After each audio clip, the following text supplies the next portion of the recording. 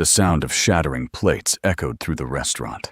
Theodore Blackstone stood tall, finger pointing directly at Harmony Brooks's face. "Do you know who I am?" His voice roared through the silent five-star dining room. Every server, busboy, and kitchen staff member looked away. They'd learned to avoid Theodore's wrath over the past year. Harmony stood motionless, white ceramic pieces scattered around her feet, dark red sauce staining her white uniform. At just 23, she was the youngest server willing to take his table. Theodore's wife, Vivian Blackstone, sat laughing gleefully, her cold blue eyes watching Harmony like she was enjoying a theatrical performance. But Harmony didn't look down. She stared directly into Theodore's furious eyes, her spine straight, despite the tremor in her hands, and noticed something strangely familiar about Vivian's nervous gesture of touching her heart-shaped diamond ring. Miguel Santos had been wiping down the same table for 3 minutes, his hands shaking as he watched Theodore Blackstone's red Bentley pull into the valet circle. The busboy's dark eyes darted toward the kitchen doors, calculating escape routes he'd memorized over the past 6 months. When Theodore's polished Oxford shoes hit the marble floor of Five Star's entrance, Miguel dropped his rag and disappeared into the dish pit faster than a spooked rabbit. The other servers followed suit Sophie, grabbing dirty plates that didn't need clearing. James suddenly finding urgent business in the wine cellar, and Marcus discovering a pressing need to organize already perfect silverware. It was a choreographed dance of avoidance, perfected through painful experience. Manager Davis emerged from his office, his usual confident stride replaced by the careful steps of a man walking on thin ice. His pressed shirt showed sweat stains despite the restaurant's perfect climate control. Theodore Blackstone commanded attention without trying his charcoal Armani suit, probably cost more than most people's monthly salary. His silver hair swept back in a style that screamed old money. Behind him walked his wife Vivian, her blonde hair pulled into an elegant chignon, wearing a cream silk dress that hugged her curves and diamond jewelry that caught the restaurant's ambient lighting like tiny spotlights. Her Louboutin heels clicked against the floor with the precision of a metronome. She surveyed the dining room with the satisfaction of a queen inspecting her kingdom. "Mr. Blackstone, Mrs. Blackstone," Davis stammered, his voice pitched higher than usual. "Your usual table is ready." He gestured toward the corner booth, the one with the best view of the city skyline. The one that other customers requested, but never received. The table that had become a symbol of power in the small ecosystem of Five Star. Theodore didn't acknowledge the greeting, his attention already focused on finding fault with something, anything. His dark eyes scanned the dining room like a predator searching for weakness. The ambient chatter from other tables had noticeably decreased, conversations becoming hushed whispers as diners recognized the shift in atmosphere. Harmony Brooks stood near the service station, her criminology textbook tucked under her arm. She'd been studying during her break, trying to finish a chapter on behavioral patterns in white-collar crime. At 23, she was working her way through community college while supporting her younger sister Melody, who was finishing her senior year at the state university. Unlike her co-workers, Harmony didn't scatter when Theodore arrived. She watched the scene unfold with the analytical mind of someone who'd learned to read people and situations quickly.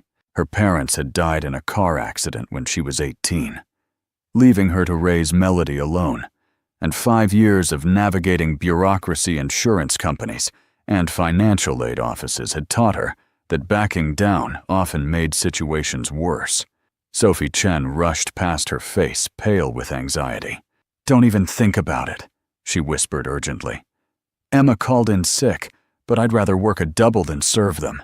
Sophie had been at Five Star for 4 years, longer than anyone except Davis, and she'd seen what happened to servers who crossed Theodore Blackstone. There was Tommy, who'd been fired for bringing the wrong wine vintage. Sarah, who'd quit after Theodore made her cry in front of a full dining room over a slightly overcooked steak. And Michael, who'd been blacklisted from working at any upscale restaurant in the city after Theodore made some phone calls to his connections. The kitchen doors swung open as Chef Rodriguez called out, "Table 12 needs a server." His voice carried the frustration of a man whose carefully prepared dishes were growing cold, while his staff hid from difficult customers. The silence that followed was deafening. Every server suddenly found urgent tasks that required their immediate attention. Davis looked around desperately, his face reddening as he realized the corner booth remained empty, while Theodore's impatience grew visible. The billionaire's jaw tightened, and his fingers drummed against his watch, a Patek Philippe that cost more than Harmony's annual tuition. "I'll take them," Harmony said, her voice cutting through the tension. The words came out steadier than she felt, but she'd learned long ago that fear was a luxury she couldn't afford. Every eye in the restaurant turned toward her. Sophie grabbed her arm. "Harmony, don't! You don't understand." But Harmony was already walking toward the corner booth, her textbook clutched in one hand, her order pad in the other.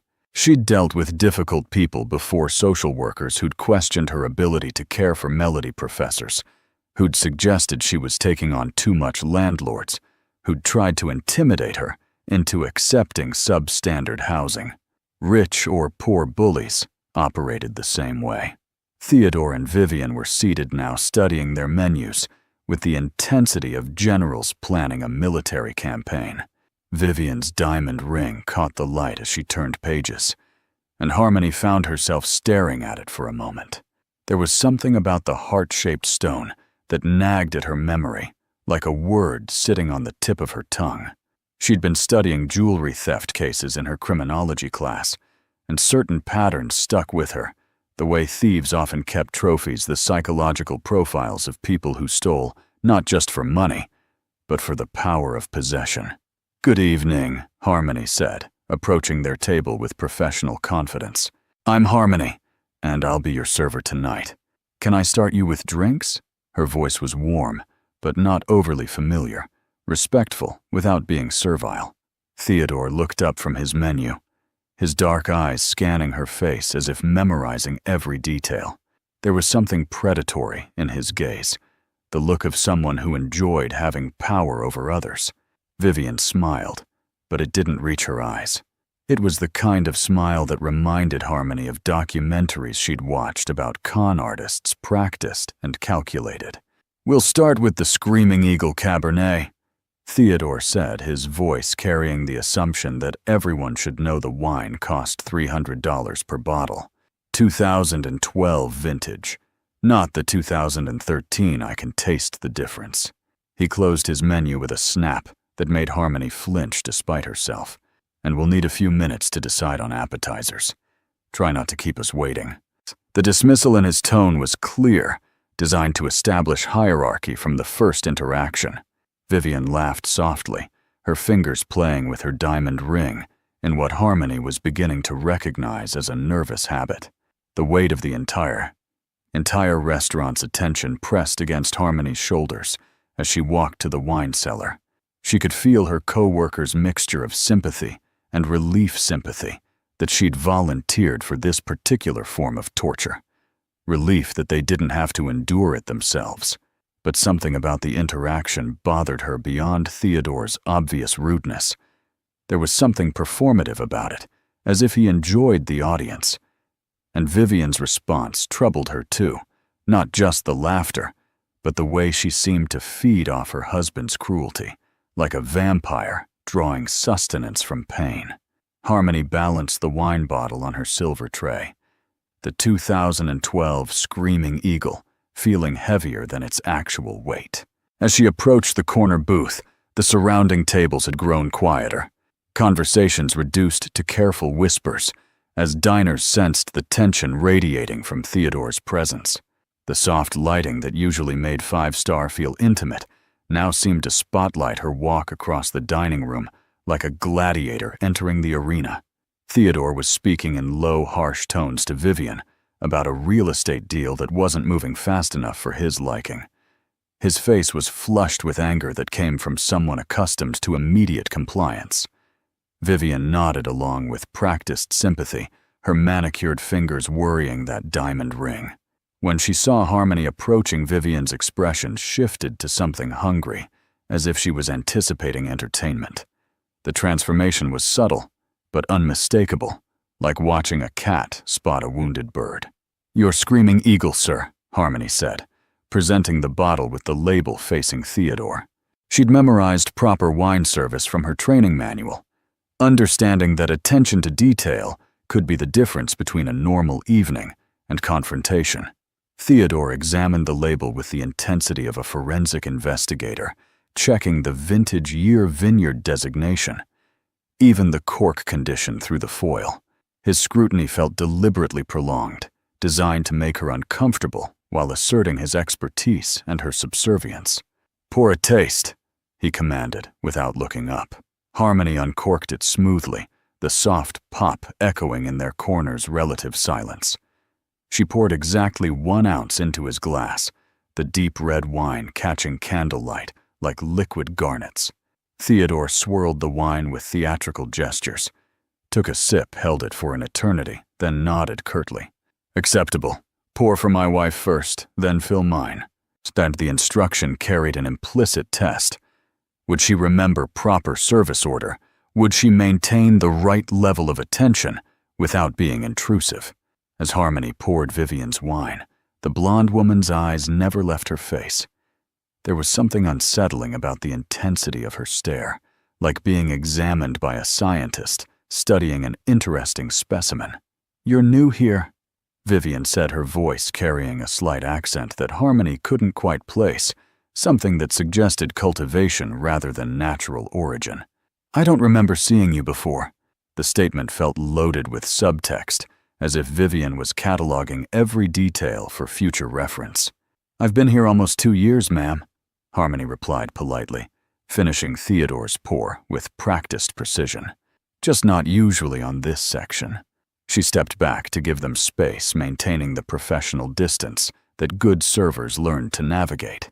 The truth was more complicated. She'd deliberately avoided volunteering for Theodore's table before tonight, watching from across the dining room as other servers endured his particular brand of humiliation.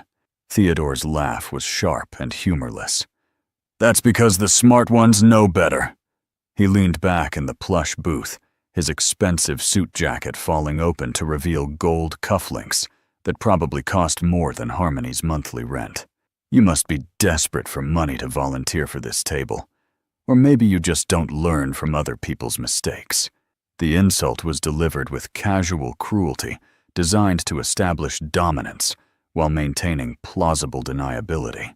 The memory of her parents' funeral expenses flashed through Harmony's mind, the crushing weight of bills that had forced her to drop out of her 4-year university and transfer to community college. The image of Melody's acceptance letter to State University and Harmony's determination that her sister wouldn't sacrifice her dreams because of their circumstances. The late nights working double shifts while studying for criminology exams, fueled by instant coffee and sheer willpower. "I believe in earning what I have," Harmony said, keeping her voice level and professional. The response was carefully neutral, neither defensive nor confrontational, but carrying enough dignity to avoid appearing weak. She'd learned this balance from dealing with social workers who'd questioned her guardianship of Melody, professors who'd suggested she was overextending herself, and authority figures who'd tried to make her feel small. The key was never to let them see the fear, never to give them satisfaction. Vivian's laugh was like breaking glass, sharp and cutting. "How noble," she said the word, dripping with condescension. "Theodore isn't that refreshing. Someone who believes hard work actually matters." She took a sip of wine, her eyes never leaving Harmony's face. There was something predatory in her expression, like a cat, playing with prey before the kill. "I suppose you have dreams of working your way up, maybe becoming a manager someday." The dining room had grown even quieter nearby tables, straining to hear the conversation without appearing to eavesdrop. Harmony could feel Sophie's worried gaze from across the room, could sense the kitchen staff peering through the service window. The entire restaurant seemed to be holding its breath. She thought about the criminology textbook in the break room, about the chapter she'd been reading on power dynamics and psychological manipulation. The patterns were all there. The deliberate humiliation, the public setting the assumption of superiority based on wealth rather than character. "I'm studying criminal justice," Harmony said, her voice gaining strength from honesty. "I want to help people who can't help themselves." The words came out before she could stop them, carrying more emotion than she'd intended. It was the truth she rarely shared at work, the dream that sustained her through 12-hour shifts and endless studying. The goal that made sense of her parents' death, and Melody's success, and her own sacrifices. Theodore's expression darkened like a storm cloud gathering force. "Criminal justice." His voice rose enough that conversations at neighboring tables stopped entirely. "Planning to arrest hardworking businessmen, are you chase after people who actually contribute to society?" The accusation hung in the air like smoke designed to paint her as a threat to legitimate authority. His face flushed deeper red wine, and anger combining to create a dangerous cocktail. Before Harmony could respond, Theodore stood abruptly. His movement so sudden that his water glass toppled, sending ice and liquid cascading across the white tablecloth. But instead of apologizing or acknowledging his clumsiness, he pointed directly at Harmony's face. "You did that. You bumped the table." His voice carried the authority of someone accustomed to being believed without question. The lie was so blatant, so obviously false that Harmony felt her mouth fall open in shock. Vivian gasped theatrically, her hand flying to her chest in mock surprise. "Oh my goodness, she's completely soaked my dress." She stood as well, brushing at her cream silk outfit, where a few drops of water had landed. The fabric showed no real damage, but Vivian's performance suggested she'd been drenched in acid. Her blue eyes glittered with excitement, as if this was the moment she'd been waiting for all evening. The restaurant erupted into chaos as other diners turned to stare, their faces showing shock and uncomfortable fascination. Manager Davis appeared as if summoned by magic, his face pale with panic as he surveyed the scene. Miguel emerged from the kitchen, drawn by the commotion, his eyes wide with recognition of someone who'd witnessed this drama before. Sophie started toward their table, then stopped, caught between loyalty and self-preservation. "I didn't touch the table," Harmony said, her voice steady, despite the surreal situation. She could feel her heart pounding against her ribs, adrenaline flooding her system as fight-or-flight responses warred in her chest. But something deeper than fear was rising, a cold, analytical anger that reminded her why she'd chosen to study criminal justice. She'd seen enough bullies, enough people who used power to harm others. Theodore's finger remained pointed at her face like an accusation made manifest. "Don't you dare call me a liar, girl." The word girl carried particular venom, designed to strip away her dignity. "I want her fired. Now. And I want compensation for my wife's dress." His demands rang through the dining room with the certainty of someone who'd never been denied anything he wanted. In the break room, forgotten on the table, lay Harmony's criminology textbook, open to a chapter on confidence crimes that someone had mysteriously bookmarked. The break room felt like a sanctuary after the chaos of the dining room. Harmony sat alone at the small table, her hands still trembling slightly as she stared at her criminology textbook. The chapter on confidence crimes lay open before her, and someone had placed a small piece of paper between the pages, a makeshift bookmark that she definitely hadn't put there. The paper was expensive cream-colored stationery that felt out of place in the restaurant's utilitarian back room. Written in elegant handwriting were the words, "Trust your instincts." Some patterns repeat themselves. She looked around the empty break room, wondering who could have left such a cryptic message. The night shift was small, just her, Sophie, Miguel, and 2 kitchen staff, who rarely ventured into the front-of-house areas. Davis had his own office and wouldn't be caught reading employee textbooks. The message felt deliberate, purposeful, like someone was trying to guide her attention toward something specific. She turned back to the chapter reading about how professional con artists often displayed certain behavioral tells. Nervous habits, inconsistent backstories, and an almost compulsive need to touch valuable objects they'd stolen. Her mind drifted to Vivian's diamond ring, the way the woman's fingers constantly worried the heart-shaped stone whenever she felt observed or questioned. There was something familiar about that particular piece of jewelry, something that nagged at the edges of her memory like a half-remembered dream. Harmony had been studying criminal justice for 3 years now, and her professors always emphasized the importance of pattern recognition. Criminals, they said, were creatures of habit who rarely deviated from successful methods. The dining room had finally returned to its normal volume, the drama of Theodore's outburst, fading into the kind of gossip that would fuel server conversations for weeks. Davis had managed to smooth things over with promises of comp meals and profuse apologies, but Harmony could see the strain in his eyes. Theodore Blackstone represented more than just one difficult customer. He was connected to the restaurant's investor group, which meant his displeasure could have consequences far beyond a single evening's tips. Sophie pushed through the swinging doors, her face still pale from witnessing the confrontation. "Are you okay?" she asked, sliding into the chair across from Harmony. "I've never seen anyone stand up to him like that. Davis is having a panic attack in his office." She glanced at the open textbook with curiosity. "Studying during break again? You're going to burn yourself out working and going to school full-time." "Someone left me a note," Harmony said, showing Sophie the elegant paper. "Any idea who might have done this?" Sophie examined the handwriting with the careful attention of someone who'd worked in customer service long enough to become suspicious of unusual events. Her expression grew puzzled as she read the cryptic message. "That's weird," Sophie admitted. "The handwriting looks expensive, like someone who went to private school or something. None of our regulars write like that." She paused, thinking. There was an older woman at table 7 earlier, well-dressed, ordered just coffee, and sat there for about 2 hours.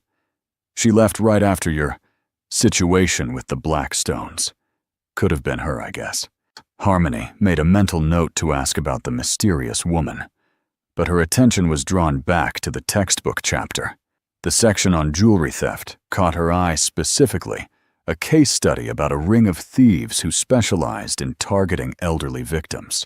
The description mentioned a distinctive heart-shaped diamond ring that had been stolen from a widow in Denver 3 years ago. The victim had been found dead 2 days later, apparently from natural causes. But police had suspected foul play due to the timing and the fact that several expensive pieces were missing from her collection. Her phone buzzed with a text from Melody. "How's work? Don't let the rich jerks get you down. You're stronger than they are." The message brought a smile to Harmony's face despite the evening's stress. Her sister had always possessed an uncanny ability to sense when Harmony needed encouragement, even from hundreds of miles away at university. Melody's unwavering faith in her older sister's strength had carried Harmony through some of the darkest moments after their parents' death. "I need to look something up," Harmony said, pulling out her phone and opening the browser. Sophie watched with curiosity as Harmony searched for news articles about jewelry theft in Denver from 3 years ago. The results were surprisingly sparse. A few brief mentions in local papers about an elderly woman's death and missing valuables, but nothing that provided detailed descriptions of the stolen items. It was as if someone had deliberately kept the story from gaining wider attention. She tried a different approach, searching for heart-shaped diamond ring theft and elderly victim jewelry crime. This time, she found something more substantial. A police report that had been uploaded to a crime database used by law enforcement agencies.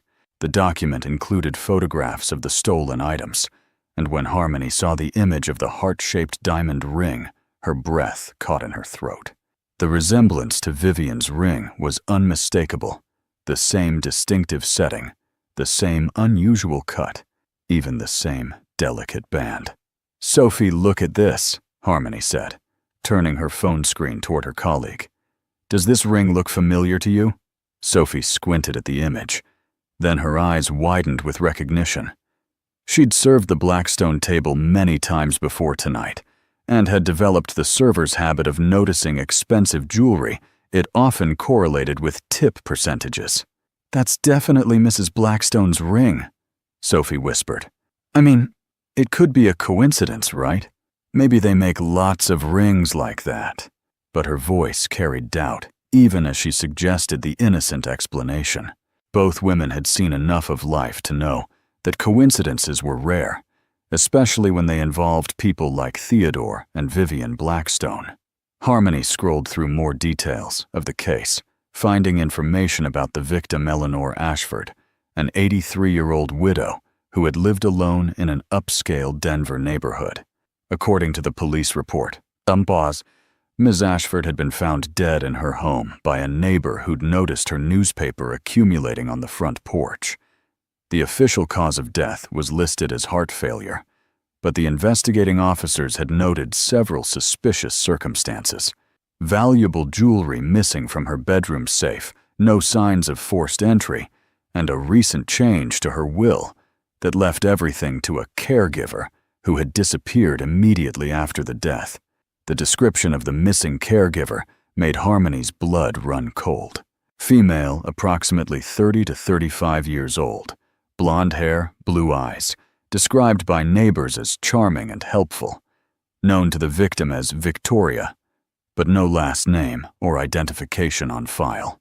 The physical description matched Vivian Blackstone perfectly, but more unsettling was the pattern it suggested a professional con artist who targeted vulnerable elderly people gained their trust, and then systematically robbed them. Sophie had been reading over Harmony's shoulder, and her face had grown progressively paler as the implications became clear. "Harmony, if this is real, if she really is some kind of criminal, then you're in danger just for noticing. People like that don't leave witnesses." Her voice was barely above a whisper, as if speaking too loudly might somehow summon Vivian to the break room. Before Harmony could respond, the break room door swung open, and Miguel appeared, his usual cheerful demeanor replaced by nervous anxiety. "Harmony Davis wants to see you in his office. Right now."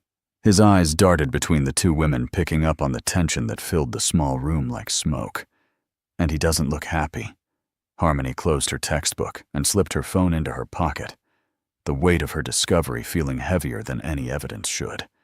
As she stood to follow Miguel, Sophie grabbed her arm. "Be careful," she said urgently. "Don't tell Davis about what we found. Not yet. If the Blackstones really are dangerous, you need to be sure before you make any accusations." Walking toward Davis's office, Harmony felt the familiar weight of responsibility settling on her shoulders. She'd spent 5 years learning to navigate situations where the truth was inconvenient and justice was negotiable. But this time felt different. This time she might have stumbled onto something that could put both her and Melody at risk. The mysterious note in her textbook suggested that someone else knew about Vivian's true nature, someone who was trying to help without revealing themselves. As she knocked on Davis's office door, Harmony made a silent promise to herself. She would find out the truth about Vivian Blackstone, no matter what the cost. Davis's office felt smaller than usual, cramped with tension, and the lingering smell of his stress-induced chain smoking. The manager sat behind his desk, his normally pristine appearance, disheveled tie, loosened shirt, wrinkled hair, showing the effects of anxious finger-combing. Across from him sat Theodore Blackstone, looking perfectly composed, despite the evening's drama, his expensive suit unmarked by the water he'd spilled and blamed on Harmony. The contrast between the two men was striking, one radiating calm authority, the other barely containing panic. "Sit down, Brooks," Davis said, without looking up from the papers scattered across his desk. His voice carried the exhaustion of someone who'd spent the last hour trying to salvage a business relationship worth more than his annual salary. Theodore's investment group owned 40% of 5-Star, which meant his displeasure could result in more than just one server losing her job. The entire restaurant's future hung in the balance of this conversation. Harmony took the remaining chair, acutely aware of the power dynamic in the room. She'd been in similar situations before, social workers questioning her fitness to care for Melody professors, suggesting she was taking on too much, landlords threatening eviction. The key was to remain calm, stick to facts, and never show fear. Her criminology training had taught her that bullies fed on intimidation, and Theodore Blackstone was clearly accustomed to getting his way through sheer force of personality and financial pressure. Mr. Blackstone has agreed not to pursue legal action for damages. Davis began his words careful and rehearsed. But he's made it clear that your continued employment here creates an uncomfortable situation for one of our most valued customers. The implication was obvious. Harmony's job was forfeit unless she could somehow convince Theodore to change his mind. Davis's hands shook slightly as he reached for his coffee cup, betraying his awareness of how precarious his own position had become. Theodore leaned forward in his chair, his dark eyes studying Harmony with the intensity of a predator evaluating prey. "I've been thinking about our conversation earlier," he said, his voice deceptively conversational. "You mentioned studying criminal justice. That's an interesting field for someone in your position." The pause before position carried layers of meaning: her race, her economic status, her vulnerability as a service worker, dependent on customer satisfaction. "I believe in justice, sir," Harmony replied, keeping her voice steady despite the implied threat. She could feel the weight of her phone in her pocket containing the evidence she'd discovered about Vivian's possible connection to Eleanor Ashford's death. The information felt like a loaded weapon, dangerous to possess, but potentially powerful if used correctly. Everyone deserves to be treated fairly under the law. A smile played at the corners of Theodore's mouth, but it never reached his eyes. Idealistic. I admire that in young people, even if it's somewhat naive. He stood and walked to the window, gazing out at the city lights below. "You know, I've built my fortune by reading people, understanding what motivates them. Most people are driven by fear or greed. But you," he turned back to face her, "you seem driven by something else entirely." The observation was more perceptive than Harmony had expected, and she realized she'd underestimated Theodore's intelligence. Beneath the bluster and entitlement was a sharp mind that had successfully navigated decades of complex business deals. This wasn't just a rich man throwing a tantrum. This was a calculated attempt to understand what kind of threat she might represent. The thought made her skin crawl, with the recognition of how dangerous her position had become. "I'm driven by responsibility," Harmony said honestly. "To my sister, to my education, to doing what's right." The admission felt like showing her cards in a poker game, but something told her that lies would be even more dangerous with someone like Theodore. His wealth and connections meant he could probably verify anything she told him, and being caught in deception would only make her situation worse. Theodore nodded approvingly. "Responsibility. Yes, I can respect that." He returned to his chair, his movements deliberate and controlled. "I had a difficult relationship with my own father, a man who believed that strength came from dominating others. It took me years to understand that real power comes from understanding what people value most, then using that knowledge appropriately." The statement felt like both a confession and a threat. Davis shifted uncomfortably in his chair, clearly uncomfortable with the direction the conversation was taking. "Perhaps we could discuss the specific incident," he began, but Theodore cut him off with a raised hand. The gesture was subtle but absolute, demonstrating exactly who held the real authority in the room. Davis immediately fell silent, his face flushing with embarrassment at the public reminder of his subordinate status.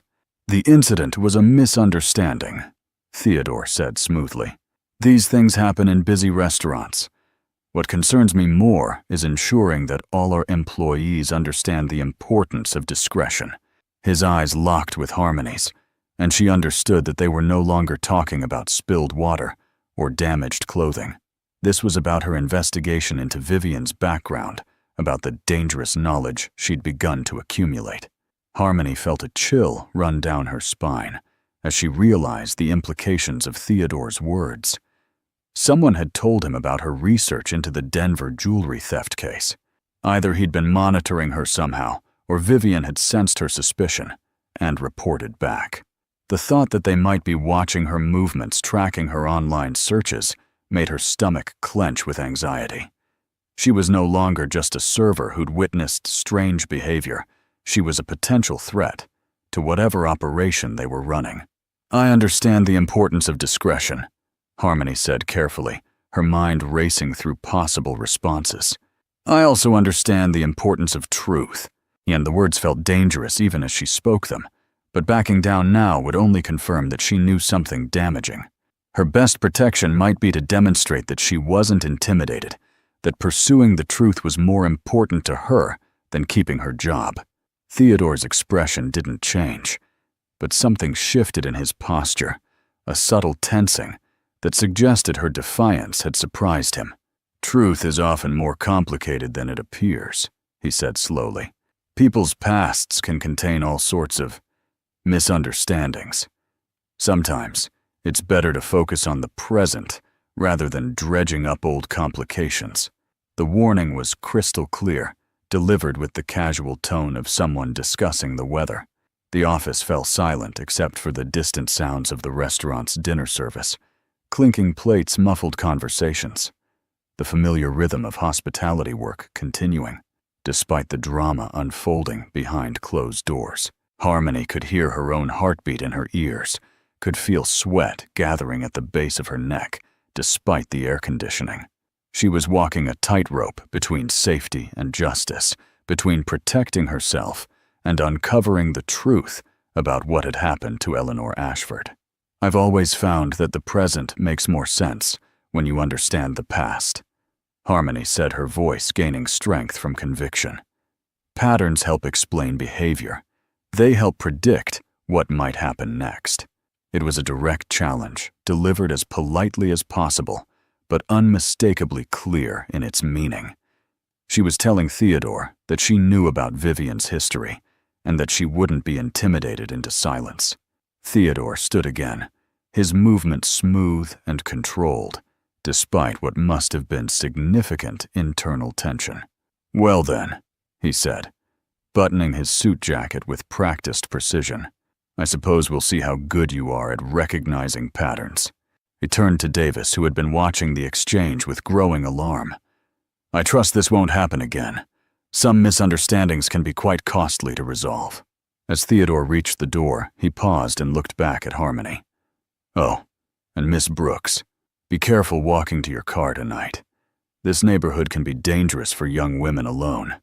The words were delivered with apparent concern, but the underlying threat was unmistakable. He was letting her know that her safety depended on her continued silence, that her investigation had not gone unnoticed. After Theodore left, Davis slumped in his chair, as if all the air had gone out of him. "What the hell was that about?" he demanded, his voice shaking with a mixture of relief and anger. "What did you do to make him so interested in your personal life?" His question hung in the air like smoke, and Harmony realized that she'd crossed a line from which there might be no return. The 5-star parking lot felt like a minefield as Harmony walked toward her 10-year-old Honda Civic. Every shadow seemed to hide potential danger. Every sound made her heart skip a beat. Theodore's parting words echoed in her mind, a warning disguised as concern that had felt more like a promise. She clutched her keys between her fingers, a makeshift weapon she'd learned from a self-defense class she'd taken after moving to the city. The parking lot's security lights cast long shadows between the cars, creating plenty of places for someone to hide. Her phone buzzed with a text message from an unknown number. "Public Library. Tomorrow. 10 a.m. Reference section. Come alone." The message appeared and disappeared so quickly, she almost wondered if she'd imagined it, but a screenshot confirmed its existence. Someone was reaching out, the same person who'd left the note in her textbook, perhaps. The elegant handwriting style seemed to match the careful phrasing of the digital message. Harmony felt a mixture of relief and apprehension. Help was available, but it came with obvious risks. She drove home through empty streets, constantly checking her rearview mirror for signs of being followed. Her apartment was a modest one-bedroom in a complex that catered to students and young professionals, secure enough to feel safe, affordable enough to fit her budget. As she climbed the stairs to the second floor, she noticed that the hallway light had burned out, leaving her door shrouded in darkness. Her hand trembled slightly as she fitted the key into the lock, remembering every thriller movie she'd ever seen about young women coming home to find unwelcome surprises. Inside, her apartment felt like a sanctuary. She double-locked the door and checked every window before settling at her small dining table with her laptop. The research she'd begun at the restaurant now took on urgent importance. If Theodore and Vivian really were dangerous criminals, she needed more evidence than just a resemblance between jewelry pieces. She needed proof that would convince police to take action, documentation that would protect her from retaliation. The Denver Police Department's online database yielded more information than she'd expected. Eleanor Ashford's case file painted a disturbing picture of systematic exploitation. The elderly woman had been isolated from family members in the months before her death, convinced by her caregiver that her relatives were only interested in her money. Bank records showed large cash withdrawals in the weeks leading up to her death, supposedly for medical expenses that no healthcare provider could verify. Most damning of all, a security camera from a neighboring business had captured footage of a blonde woman leaving Eleanor's house on the night she died. Harmony enhanced the grainy video footage using free software she'd learned about in her digital forensics class. The woman in the video moved with familiar grace, carried herself with the same elegant posture that characterized Vivian Blackstone. The facial features were partially obscured by shadows and distance, but the physical build and mannerisms were unmistakably similar. She saved multiple screenshots, building a digital evidence file that grew more compelling with each new piece of information. Her phone rang, startling her from her research. The caller ID showed Melody's name, and Harmony felt a wave of relief wash over her. "Hey, little sister," she answered, trying to keep her voice light despite the evening's stress. "Shouldn't you be studying for finals?" The normalcy of their conversation felt like a lifeline, grounding her in the relationships that mattered most. "I finished my constitutional law outline and needed a brain break," Melody said, her voice carrying the exhaustion of someone pushing through final exams. "Besides, I had a weird feeling that you needed to talk to someone. Sister intuition, you know."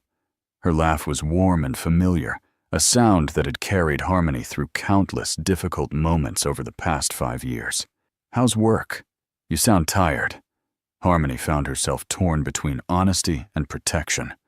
Melody was smart enough to handle the truth, but involving her in something potentially dangerous felt like a betrayal of everything Harmony had sacrificed to keep her sister safe. "Just dealing with difficult customers," she said, finally, settling on a version of the truth that wouldn't cause unnecessary worry. "Rich people problems, you know. They think money gives them the right to treat service workers like garbage." "Ugh, I hate that," Melody said with feeling. "You know what Professor Martinez always says in our ethics class? Character is how you treat people who can't do anything for you. Sounds like your customers failed that test pretty spectacularly." Her words carried the moral clarity of someone who'd been raised by a sister who'd always emphasized doing the right thing, regardless of personal cost. After they hung up, Harmony returned to her research with renewed determination. Melody's mention of character and ethics reminded her why this investigation mattered beyond her own safety. If Vivian really was a predator who targeted vulnerable elderly people, then other potential victims were at risk. Eleanor Ashford's death might not be an isolated incident. It might be part of a pattern that stretched across multiple states and involved multiple victims. She expanded her search parameters, looking for similar cases involving elderly victims, missing jewelry, and mysterious caregivers. The results were sobering. Over the past 5 years, at least 7 elderly people in different cities had died under similar circumstances. All had been wealthy widows or widowers living alone. All had recently hired private caregivers through word-of-mouth recommendations. All had died of apparent natural causes shortly before or after changing their wills to benefit their caregivers. And in every case, valuable jewelry had gone missing. The pattern was too consistent to be coincidental.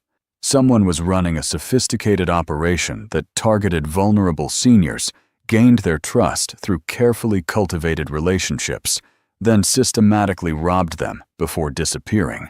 The caregivers all had different names and slightly different physical descriptions, but the core methodology remained unchanged. It was the kind of professional criminal enterprise that required planning resources and connections, exactly the sort of operation that someone like Theodore Blackstone might be positioned to organize and finance.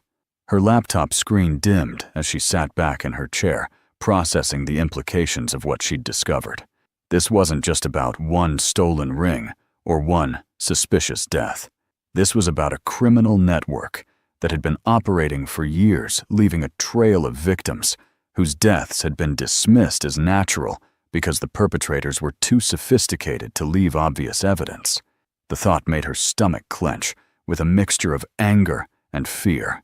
The mysterious text message suddenly took on new significance. Someone else knew about this pattern. Someone who had enough information to guide her investigation, but couldn't or wouldn't come forward publicly. Perhaps another potential victim who'd escaped, or a family member who'd lost someone to this scheme, or even a law enforcement officer who'd been unable to prove what they suspected. Whoever it was, they were offering help, and Harmony was beginning to realize she couldn't handle this alone. She printed out the most damning evidence and stored it in a folder that she hid behind her textbooks. Tomorrow's meeting at the library suddenly felt less like a risk and more like a necessity. If she was going to stop Theodore and Vivian from claiming more victims, she needed allies who understood the scope of what they were dealing with. She needed someone with the resources and authority to turn suspicion into action. As she prepared for bed, Harmony made a mental inventory of everything she'd learned. The evidence was circumstantial, but compelling. The pattern was clear, but not yet proven in court. And the danger was real, but not immediately life-threatening, as long as she was careful. Tomorrow would bring answers she hoped, and with them, the beginning of justice for Eleanor Ashford and all the other victims whose deaths had been dismissed as unfortunate, but natural. For the first time since she'd noticed Vivian's nervous gesture with that diamond ring, Harmony felt something approaching hope. The private dining room at 5 Star had been transformed into an elegant celebration space, complete with crystal chandeliers, white roses, and the soft glow of candles reflecting off polished silverware. 12 of the city's most influential people sat around the mahogany table, their conversations a mixture of business deals, political gossip, and social climbing. Theodore sat at the head of the table like a king holding court, while Vivian played the perfect hostess, her diamond ring catching the light as she gestured during animated conversations. Neither of them noticed the small recording device clipped to Harmony's uniform pocket, disguised as an ordinary pen. Harmony moved through her serving duties with mechanical precision, her mind focused on the plan Captain Martinez had outlined. The timing had to be perfect after the main course, but before dessert. When the wine had loosened tongues, but before anyone became too intoxicated to serve as credible witnesses. She could see through the private room's glass doors that several news vans had positioned themselves across the street, their camera crews ready to capture whatever drama was about to unfold. As she cleared the dinner plates, Harmony caught fragments of conversation that revealed the guests' true nature. Judge Patricia Henderson discussed a recent case dismissal with obvious satisfaction. Police Commissioner Bradley joked about budget cuts to victim services. District Attorney Walsh bragged about plea deals that favored wealthy defendants. The corruption that had enabled Isabella's crimes wasn't limited to Theodore. It was systemic, woven into the fabric of the city's power structure. "Harmony, dear," Vivian called out as she returned with the dessert service, her voice carrying the false sweetness that Harmony had learned to recognize as a warning sign. "I was just telling our friends about your interesting career aspirations. Criminal justice, wasn't it?" The question was designed to put Harmony on display, to remind everyone in the room of her subordinate position, while simultaneously painting her as a potential threat to their comfortable world. "Yes, ma'am," Harmony replied evenly, setting down plates of chocolate soufflé with professional efficiency. "I believe everyone deserves justice regardless of their social position." The words carried more weight than they appeared to, and she noticed several guests shifting uncomfortably in their seats. Theodore's eyes narrowed as he recognized the challenge in her statement, but he had no idea what was coming. Harmony reached into her pocket and activated the recording device, then pulled out a photograph from the folder Captain Martinez had given her. The image showed Eleanor Ashford's stolen ring in stunning detail, the same heart-shaped diamond that now adorned Vivian's finger. "Mrs. Blackstone," Harmony said, her voice gaining strength as she spoke, "could you tell us about your ring? It's quite distinctive." The private dining room fell silent as Harmony placed the photograph on the table in front of Vivian. The resemblance between the stolen ring and Vivian's jewelry was unmistakable, impossible to explain away as coincidence. Vivian's face went white as she stared at the photograph, her hands instinctively moving to touch the heart-shaped diamond ring on her finger. The nervous gesture that had first caught Harmony's attention now betrayed her guilt to everyone watching. "This is Eleanor Ashford," Harmony continued, pulling out more photographs and laying them on the table systematically. "She died 3 years ago in Denver after hiring a caregiver named Victoria. Here's Margaret Martinez from Phoenix, whose caregiver was named Veronica. Dorothy Chen from Sacramento worked with someone called Violet. All of these women died shortly after hiring caregivers who disappeared with their jewelry and life savings. The pattern was undeniable, laid out in stark photographic evidence." Vivian attempted to maintain her composure, but panic was clearly setting in. "This is preposterous," she stammered, her carefully cultivated accent slipping to reveal something harder underneath. "These are all coincidences. People die, jewelry gets sold." But even as she spoke, her nervous habit of touching the ring betrayed her guilt to everyone watching. The elegant hostess facade was cracking, revealing something predatory beneath. Theodore looked between the photographs and his wife with growing confusion and alarm. "Vivian, what is this about?" he demanded, his voice carrying the authority of someone accustomed to immediate explanations. For the first time since Harmony had known him, Theodore appeared genuinely bewildered rather than arrogantly confident. The realization that he might not know the full truth about his wife's activities was beginning to dawn on him. "Ask her about Isabella Frost," Harmony said, meeting Theodore's stunned gaze directly. "Ask her about the 7 elderly victims across 5 states. Ask her why she has a stolen ring from a murder victim." The accusation hung in the air, like smoke impossible to ignore or dismiss. The other guests sat in shocked silence, their privileged world suddenly invaded by the reality of serious criminal activity. Vivian Isabella made a desperate attempt to salvage the situation. She stood abruptly, grabbing her purse with movements that suggested flight rather than explanation. "I don't have to listen to accusations from some waitress," she declared, her voice rising with panic. "Theodore, we're leaving. Now."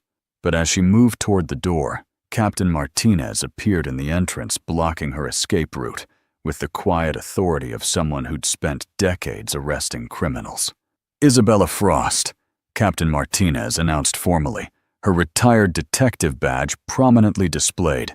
"You're under arrest for conspiracy to commit fraud, elder abuse, and accessory to murder." The words echoed through the room with the finality of justice finally arriving. Federal agents appeared behind her, their presence transforming the elegant dinner party into a crime scene. You have the right to remain silent. Theodore sat in stunned silence as the Miranda rights were read to his wife. The man who'd built his fortune on reading people, understanding their motivations and weaknesses, had been completely deceived by someone who'd shared his bed for 2 years. The realization was devastating, not just the betrayal, but the recognition of how his own arrogance had made him vulnerable to manipulation. Isabella's carefully constructed facade finally collapsed entirely. "You don't understand," she snarled at Theodore, her voice now carrying a harsh edge that bore no resemblance to the refined woman he'd married. "You were so easy to fool, so desperate to have a beautiful wife to show off. I could have taken everything and disappeared anytime I wanted." The cruel honesty was more devastating than any physical blow could have been. "The money transfers the joint accounts," Theodore began, his voice breaking, as he realized the scope of what had been done in his name. His wealth, his reputation, his business connections had all been used to enable Isabella's crimes. The successful businessman, who'd prided himself on never being outmaneuvered, had been completely played by a professional con artist. Captain Martinez stepped forward with additional evidence, bank records, travel documents, communication logs that showed the full scope of Isabella's operation. "She's been using your resources to identify and target victims. Mr. Blackstone, your social connections provided her with access to wealthy elderly individuals who trusted your recommendation." The explanation was clinical, but devastating, revealing how thoroughly Theodore had been used. Isabella laughed bitterly as the handcuffs were applied. "He never questioned anything as long as I made him look good at parties like this.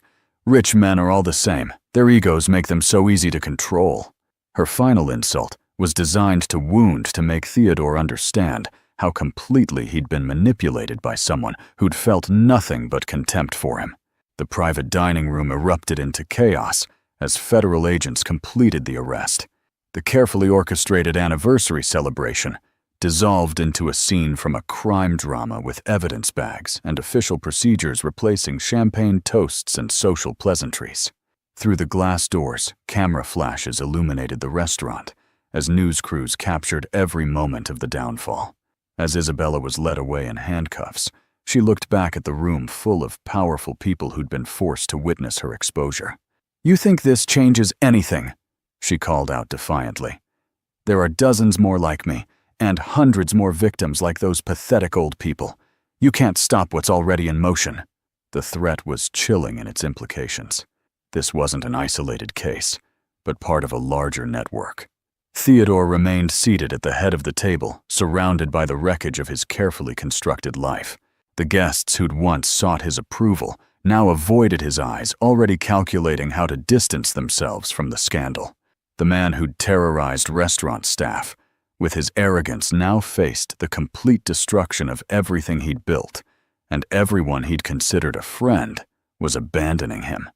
Harmony stood among the chaos, feeling a mixture of satisfaction and sympathy as she watched Theodore grapple with the magnitude of his situation.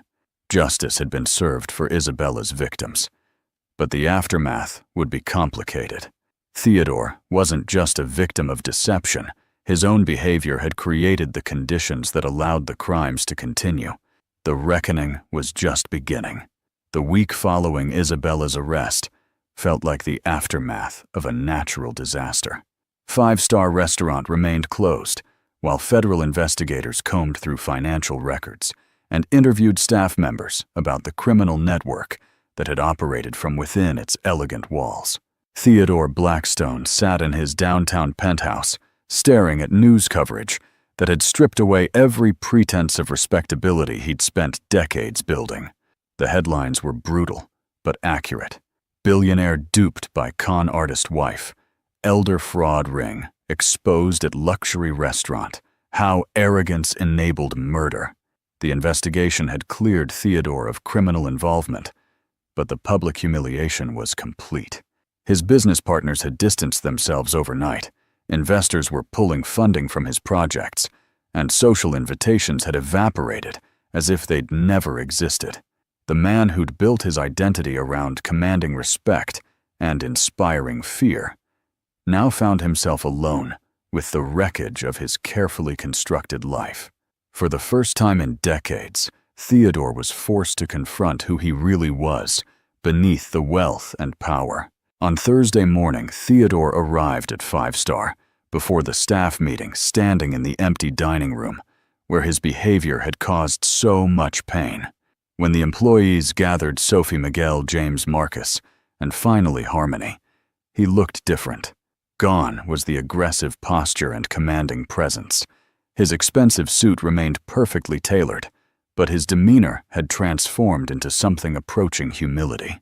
"I've called you here because I need to publicly apologize to all of you for years of abusive behavior." Theodore began, his voice steady, but lacking its former arrogance. "For too long, I used my money and position to treat you terribly.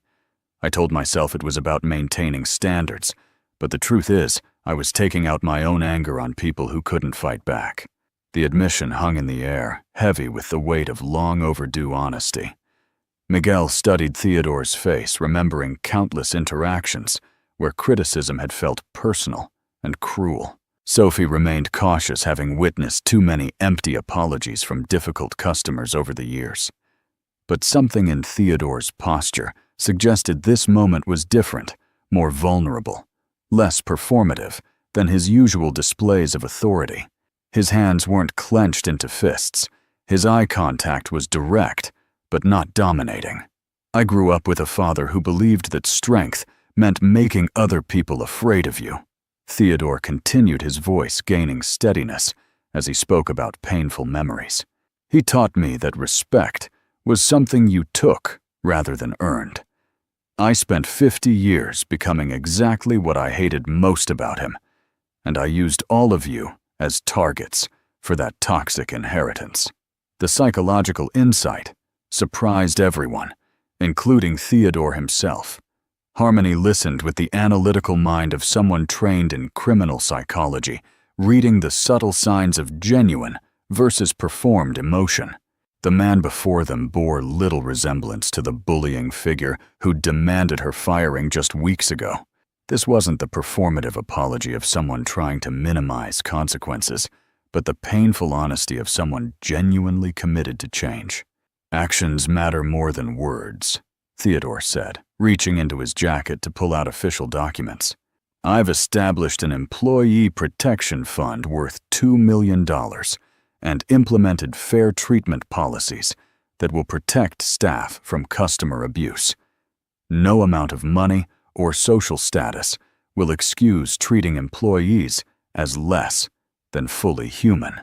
Manager Davis stepped forward to accept the policy documents, his own face showing relief at having clear guidelines to protect his staff. Theodore turned to address specific individuals, his voice carrying the weight of personal responsibility. "Miguel, you're being promoted to floor supervisor with an immediate salary increase. Your dedication and competence have been obvious to everyone, except someone too arrogant to acknowledge it." Miguel's eyes widened with surprise and cautious gratitude as Theodore handed him the official promotion letter. "Sophie, you're receiving both a significant raise and additional responsibilities in staff training and development." Theodore continued, presenting her with documentation of her new position. "Your loyalty to your colleagues and your professional competence deserve recognition that's long overdue." Sophie accepted the papers with trembling hands, hardly believing that her years of quiet dedication were finally being acknowledged. The most significant announcement came when Theodore turned to Harmony. "I'm paying for your remaining criminal justice education expenses, full tuition books and living expenses, so you can focus on your studies without working multiple jobs." He paused, then delivered news that would change everything. "I've also spoken with Police Chief Roberts. You've been offered a full-time position with the police department's fraud investigation unit, starting after you complete your degree." The offer hung in the air like a bridge between Harmony's current life and her dreams. The police department position represented everything she'd worked toward: the chance to pursue justice professionally, to protect people who couldn't protect themselves, to build a career around her deepest values. The financial support would allow her to complete her education without the crushing pressure of supporting herself through service work. I've also started seeing Dr. Patricia Williams for anger management and therapy to address childhood trauma. Theodore admitted, his voice carrying the embarrassment of someone who'd always viewed emotional help as weakness. She's helping me understand how my father's abuse shaped my behavior toward others. Real change takes time, but I'm committed to doing the work. And the vulnerability in his confession was unmistakable. Manager Davis cleared his throat, consulting the new policy documents Theodore had provided. Effective immediately. 5-star will implement comprehensive policies protecting staff from customer abuse. He announced, his voice stronger than it had been in years. Any customer who treats employees with disrespect will be asked to leave regardless of their spending or social status. We're also establishing a confidential reporting system for staff concerns. The transformation wasn't just personal, it was institutional. The restaurant that had once operated on fear and hierarchy was becoming something entirely different. Miguel's promotion to floor supervisor meant that someone who understood the staff perspective would help shape daily operations. Sophie's new responsibilities and training would ensure that future employees understood their rights and protections. Theodore's voice grew softer as he mentioned his Mostersinnelat. I've also been visiting my mother regularly for the first time in years, rebuilding the relationship I damaged through pride and stubbornness. She's 86 years old, living in a care facility, and I'd let my anger at my father keep me from her. The admission revealed the depth of his isolation and his commitment to healing old wounds. The conversation was interrupted by Police Chief Roberts, who'd arrived to discuss Harmony's potential position with the Fraud Investigation Unit. "Miss Brooks," he said formally, "based on your work uncovering the Isabella Frost case, we'd like to offer you a detective track position. You'd start as an investigator and work toward full detective status while completing your degree." The official offer made Theodore's promise concrete and immediate. As the staff absorbed the magnitude of these changes, the restaurant began to feel different, lighter somehow, as if years of accumulated tension were finally dissipating. Miguel stood straighter already, thinking about improvements he could implement as floor supervisor. Sophie smiled genuinely, for the first time in months, planning training programs that would empower rather than intimidate new employees. But the most significant transformation was Theodore himself. The man who'd terrorized staff with arbitrary demands and explosive anger was taking concrete steps toward becoming someone worthy of respect rather than fear. His visits to his elderly mother represented more than personal healing. They demonstrated his commitment to treating vulnerable people with dignity rather than exploitation. The restaurant industry trade publications would eventually feature 5-star as a model for respectful customer-staff interactions. But that recognition was still months away. For now, the changes were local and personal. A small group of people who'd decided that dignity mattered more than hierarchy, that genuine respect was more valuable than performed deference. As the meeting concluded, Harmony faced the choice that would define her future.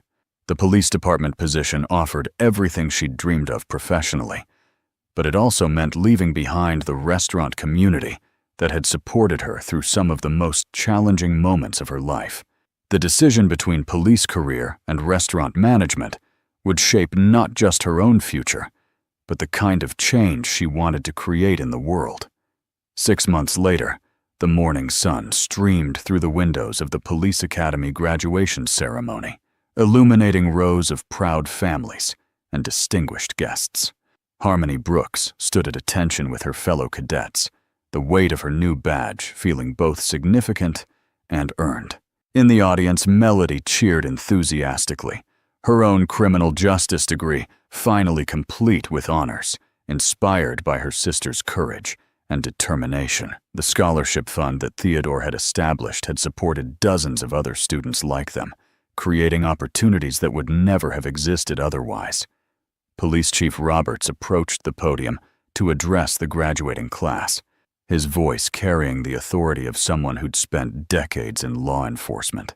Today, we welcome new officers who represent the best of our profession, individuals committed to justice, integrity, and protecting those who cannot protect themselves.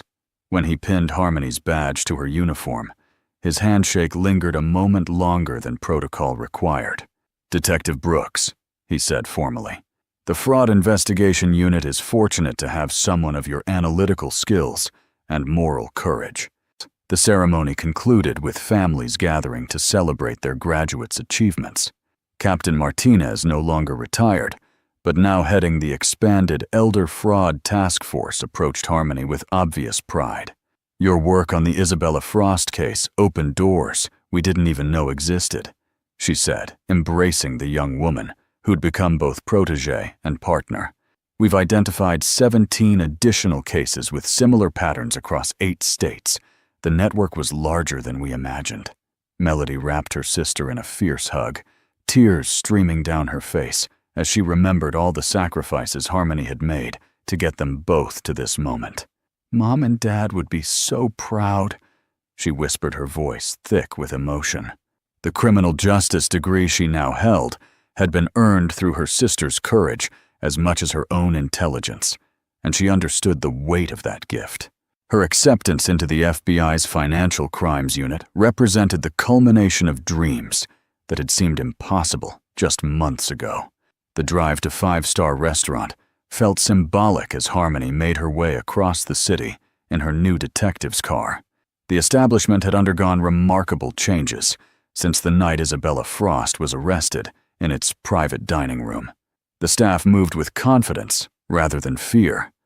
The atmosphere had shifted from tension to genuine hospitality, and the customer base now included people who valued respect over hierarchy. The transformation was visible in every interaction, every smile, every moment of authentic human dignity. Miguel Santos stood near the host station, his floor supervisor badge gleaming as he coordinated the evening service with quiet competence.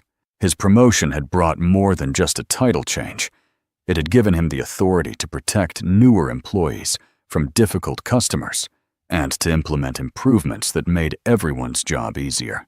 The scared busboy, who'd once hidden in the dish pit when Theodore arrived, had evolved into a confident leader who commanded respect through fairness and professionalism. Sophie Chen emerged from the kitchen, her new training responsibilities evident in how she guided a group of recently hired servers through their orientation. The significant raise she'd received had allowed her to move into a better apartment and pursue the business courses she'd always wanted to take.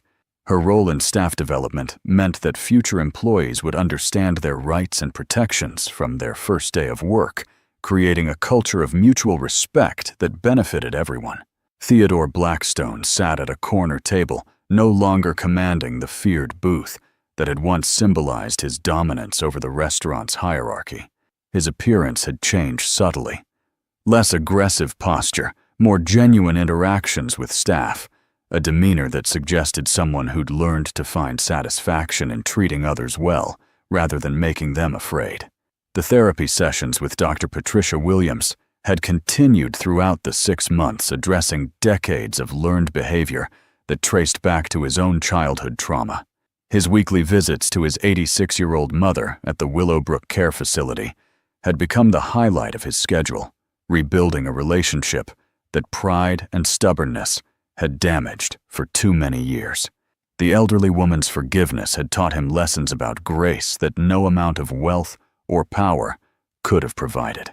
These conversations had also deepened his understanding of how vulnerable elderly people could become, making him a more effective advocate for the protection policies he'd helped establish. The Employee Protection Fund had grown beyond its original $2 million endowment, attracting additional contributions from other business leaders who'd been inspired by the positive changes at 5 Star. The fund now provided educational opportunities for dozens of service industry workers pursuing careers in criminal justice, social work, healthcare, and other fields dedicated to protecting vulnerable populations. It had become a living memorial to Isabella Frost's victims, ensuring that their suffering contributed to preventing future crimes. Manager Davis approached Harmony's table with the confidence of someone who'd learned to prioritize moral leadership over financial expedience. The new policies protecting staff from customer abuse have been implemented in 12 other restaurants in our management group, he reported with obvious satisfaction. We're getting calls from establishments across the country asking for guidance on creating similar protections. 5 Star has become a model for respectful customer-staff interactions throughout the industry. The conversation was interrupted by Harmony's radio crackling with her first official case as a detective, a report of suspicious activity involving an elderly victim and a recently hired caregiver. The familiar pattern made her pulse quicken with recognition and determination. This was exactly the kind of case that her unique background and training had prepared her to handle, the intersection of academic knowledge and real-world experience that made her invaluable to the fraud investigation unit. Theodore overheard the radio call and approached Harmony's table with something that looked like respect mixed with gratitude. 6 months ago, I would have seen you as a threat to my comfortable assumptions about the world, he said quietly. Now I understand that you represented everything I should have been, someone willing to stand up for truth, regardless of personal cost. The acknowledgement carried weight because it came from someone who'd learned humility through genuine suffering and growth. Captain Martinez had assigned Harmony to work closely with federal agencies, investigating the broader network that Isabella Frost had been part of when she operated under various aliases. The case had revealed connections to similar schemes in 14 states, suggesting a level of organization and sophistication that required ongoing investigation. Each new victim identified represented both a tragedy and an opportunity to build stronger cases against the remaining perpetrators. The media attention surrounding the original case had continued to generate leads from families who'd lost elderly relatives under suspicious circumstances. Many of these deaths had been dismissed by local authorities as natural causes, but the patterns revealed through systematic analysis suggested widespread criminal activity that had gone undetected for years. The Elder Fraud Task Force now had sufficient funding and personnel to investigate these cases properly. As Detective Harmony Brooks prepared to respond to her first official call, she reflected on the journey that had brought her from serving wine to investigating crimes. The scared young woman who'd refused to back down from Theodore's intimidation had evolved into a confident professional who commanded respect in courtrooms and police stations.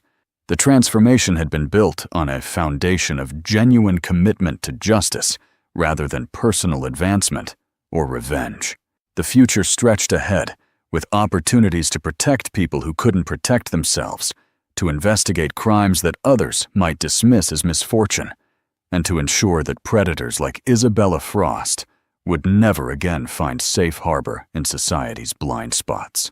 Her radio crackled again with updates about the case, and Harmony smiled as she reached for the device, remembering how far she'd traveled from cleaning broken plates to pursuing justice professionally. "Detective Brooks responding," she said into the radio, her voice steady with purpose and confidence. "I'm on my way."